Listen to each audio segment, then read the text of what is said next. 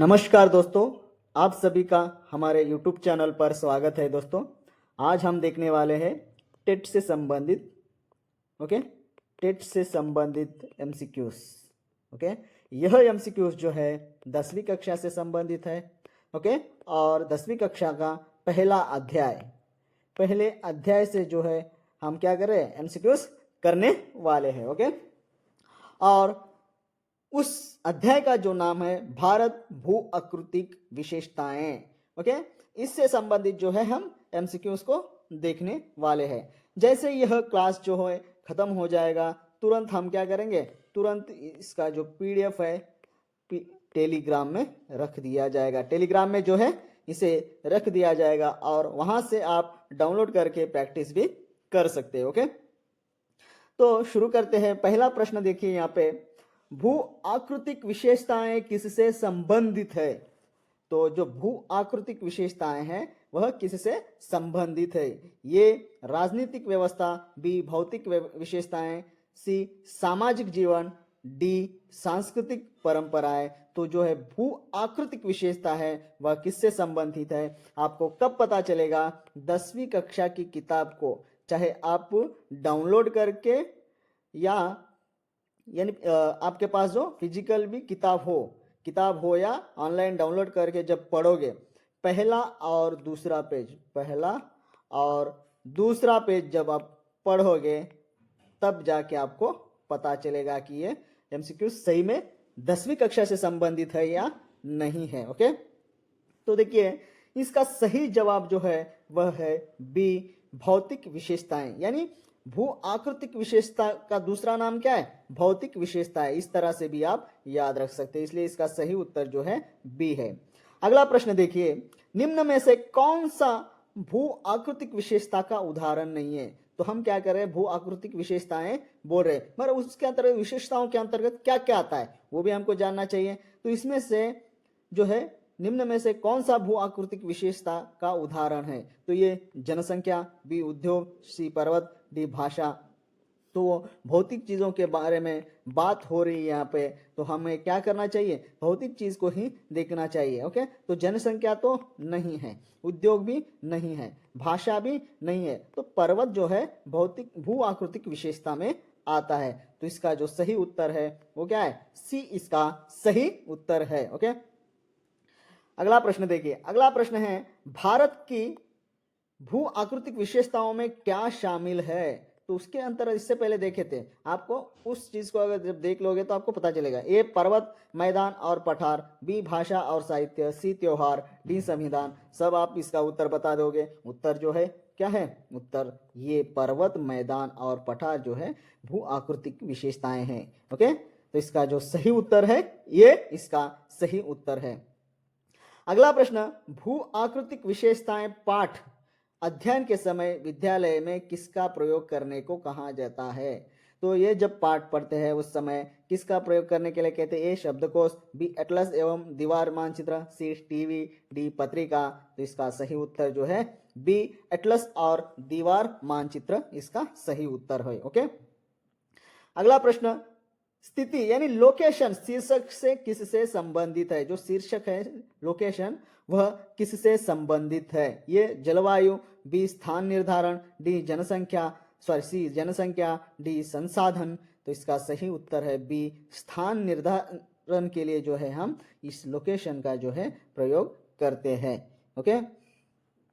अगला प्रश्न देखिए, भारत की स्थिति जानने के लिए क्या देखना चाहिए? ये सबको पता है। ये समाचार, B विश्व का मानचित्र, C कहानी, D कविता। जब भारत की स्थिति यानी लोकेशन देखना है तो हमें क्या देखना पड़ेगा? विश्व का मानचित्र जब देखेंगे तब जो है भारत का लोकेशन जो है हमें पता चलेगा।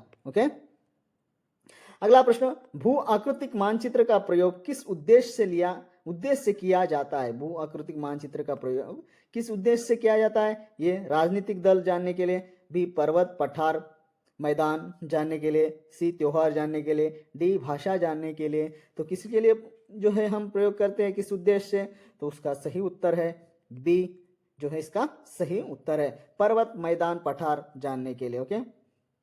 हमारे जो साथी है उन्होंने पिछली बार कहा था कि सर कम वीडियो बनाए थे, फिर भी वहां से जो है यानी 4-5 जो है प्रश्न आए थे आपके जो बनाए वीडियो थे या पीडीएफ से।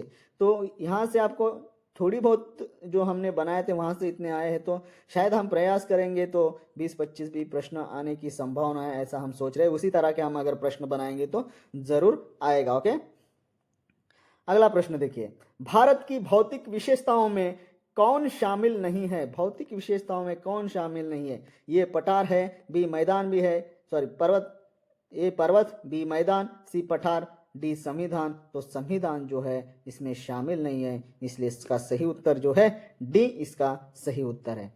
एटलस का उपयोग क्यों किया जाता है? भाई एटलस क्यों उसका प्रयोग किया जाता है? तो ये कहानी पढ़ने के लिए, बी स्थानों का वर्णन करने के लिए, सी गणित हल करने के लिए, डी कविता लिखने के लिए। तो इसका सही उत्तर क्या है तो आप हमें कमेंट में बता दीजिएगा। ओके, इसका सही उत्तर कमेंट कर दीजिएगा। ओके, अगला प्रश्न देखिए, भारत की स्थिति जानने के लिए क्या आवश्यक है? ये उद्योग ज्ञान, बी अक्षांश और रेखांश का ज्ञान, सी भाषा ज्ञान, डी राजनीतिक ज्ञान। तो इसका सही उत्तर जो है बी अक्षांश और रेखांश का ज्ञान अगर हमें पता होगा तब हम भारत का लोकेशन बता सकेंगे। ओके, इस चीज को आपको याद रखना है। चलिए अगला प्रश्न देखते हैं।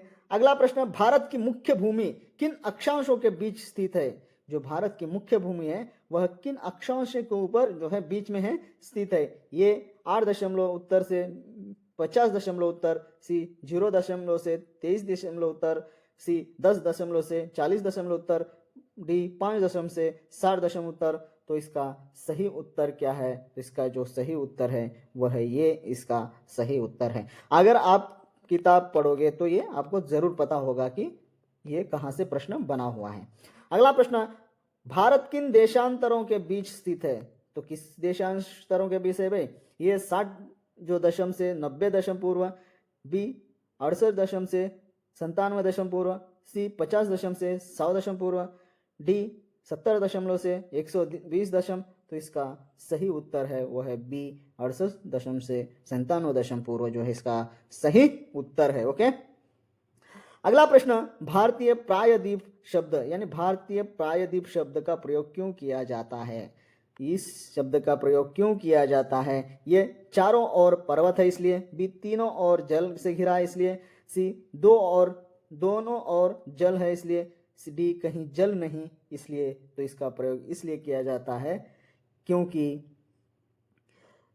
इसके यानी तीनों ओर जल से घिरा हुआ है, इसलिए हम भारतीय प्रायद्वीप कहते हैं। इस शब्द का जो है हम प्रयोग करते हैं। ओके, अगला प्रश्न देखिए। अगला प्रश्न यह है, भारत के लिए केंद्रीय देशांतर कौन सा है? केंद्रीय देशांतर यानी सेंट्रिक कौन सा है? तो ये 90 दशम पूर्व, बी 75 डिग्री पूर्व, सी 82 दशमलव 30 पूर्व, 68 दशमलव पूर्व। तो इसका सही उत्तर क्या है? तो इसका सही उत्तर जो है वह है सी इसका सही उत्तर है। अगला प्रश्न, यानी 82.30 पूर्व देशांतर किसका मानक मध्याह्न है? किसका मानक मध्याह्न है? तो ए देखिए GMT, बी IST, सी PST, डी CST। तो इसका सही उत्तर क्या है? बी IST इसका सही उत्तर है। इसका जो है फुल फॉर्म कमेंट में बता दीजिएगा दोस्तों, इसका फुल फॉर्म क्या है। ओके, अगला प्रश्न देखिए।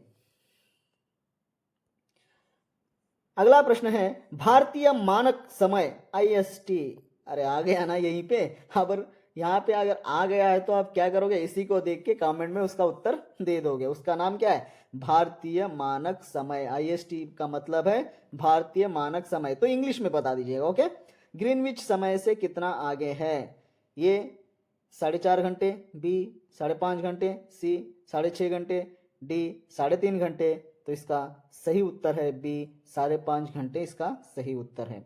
अगला प्रश्न, भारत की विशाल तटीय रेखा के कारण किसमें सफलता मिली है? ये उद्योग में, बी व्यापार और मत्स्य पालन में, सी शिक्षा में, डी परिवहन में। तो इसका सही उत्तर क्या है? तो बी व्यापार और मत्स्य पालन में जो है सफलता मिली है। क्यों मिली है? भारत की विशाल तटीय रेखा के कारण जो है हमें यह सफलता मिली है। अगला प्रश्न, भारत की भौतिक स्थिति किससे विविधता प्रदान करती है? विविधता जो है किससे प्रदान करती है? भाषा से, बी जलवायु परिस्थितियां से, सी राजनीतिक से, डी प्रशासन से। तो इसका जो सही उत्तर है वह है बी जलवायु परिस्थितियों से जो है हमें भौगोलिक स्थिति के विविधता प्रदान होती है। ओके, अगला प्रश्न देखिए, विविध जलवायु से किसे लाभ हुआ? जो विविध जलवायु से किसे लाभ हुआ? ए उद्योगों को, बी वनस्पतियां या जीव जंतु और फसलों को, सी शिक्षा को, डी परिवहन को। तो इसका सही उत्तर क्या है? तो इसका जो सही उत्तर है वो है बी वनस्पतियां और जीव जंतु और फसलें के लिए जो है इसका लाभ हुआ है। ओके, अगला प्रश्न, एटलस में इंदिरा बिंदु पहचानने के लिए क्या आवश्यक है? एटलस में इंदिरा बिंदु पहचानने के लिए क्या आवश्यक है? ये कहानी, बी मानचित्र अध्ययन, सी कविता, डी तालिका। तो इसका सही उत्तर क्या है? तो इसका सही उत्तर जो है बी मानचित्र अध्ययन इसका सही उत्तर है। आज का आखिरी प्रश्न देखिए, तेलंगाना की स्थिति बताने के लिए क्या उपयोग करना है? तो समाचार, बी अक्षांश और रेखांश, डी उद्योग, सी उद्योग, डी संस्कृति। तो इसका जो सही उत्तर है वो है बी इसका सही उत्तर है। आपको लग रहा होगा कि ये बहुत ही आसान प्रश्न है, तो ये बहुत ही आसान प्रश्न है, मगर यही प्रश्न आएंगे, मैं बोल रहा हूं ना, इस तरह से प्रश्न आएंगे। और इसके जो यानी टफेस्ट भी प्रश्न आपको हम यहाँ पे बना के देंगे। ओके, तो धीरे धीरे ये दो पेजेस का जो है प्रश्न बनाए हैं, आगे जब आएंगे टफ प्रश्न भी आ सकते हैं, तो इस चीज को आपको याद रखना है। ओके, धन्यवाद दोस्तों हमारे यूट्यूब चैनल से जुड़े रहने के लिए।